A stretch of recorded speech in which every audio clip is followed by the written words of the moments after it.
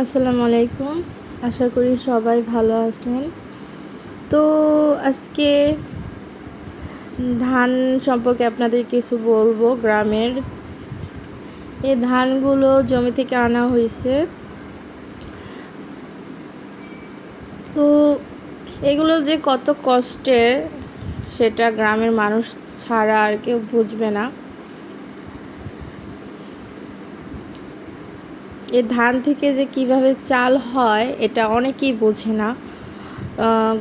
Basically যারা শহরে থাকে তারা কখনোই বুঝবে না চোখে না দেখলে যে এগুলো কত কষ্ট করে চাউল হয়, ধান থেকে চাউল হয়। সো জমি থেকে কৃষকরা ধানগুলো নিয়ে আসতেছে, তারা কিন্তু অনেক কষ্ট করে।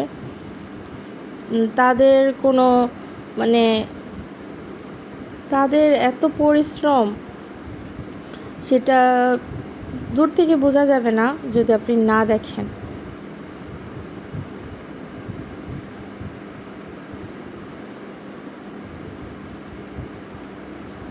তো বাড়িতে আনতেছে ধানগুলো জমি থেকে কেটে।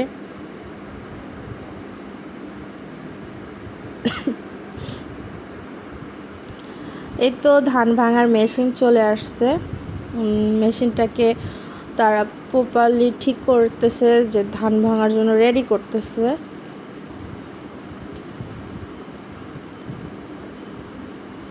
অলরেডি তারা কাজ শুরু করে দিছে, ধানগুলোকে মেশিনে দিতেছে।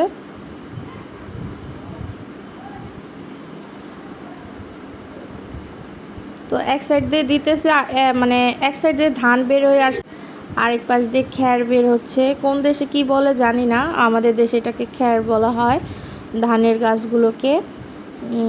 তো এভাবে তারা কন্টিনিউ করে যাবে, ধানগুলোকে সুন্দর করে করে নেবে, আলাদা করে নেবে গাছ থেকে। তো ওগুলো আবার আলাদাভাবে একটা পালা দেয়, ধানের গাছগুলো এগুলোকে আলাদাভাবে একটা পালা দেয়, মানে এক জায়গায় গুছিয়ে রাখে। এগুলো বিক্রি করা যায়। তো এটাকে সুন্দর করে গুছিয়ে রাখতেছে।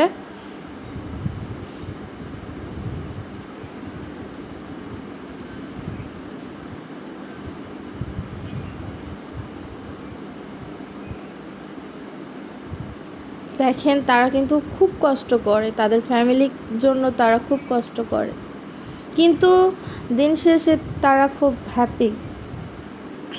এই তো ধানগুলো ঘরে নিয়ে এসেছে।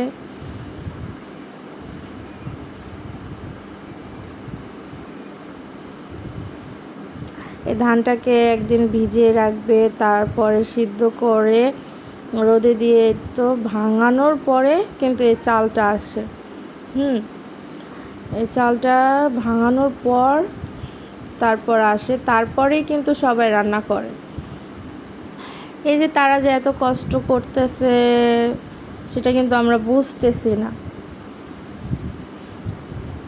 বেসিক্যালি শহর এলাকার মানুষরা এগুলো বোঝে না, তাই তাদের সম্মান করা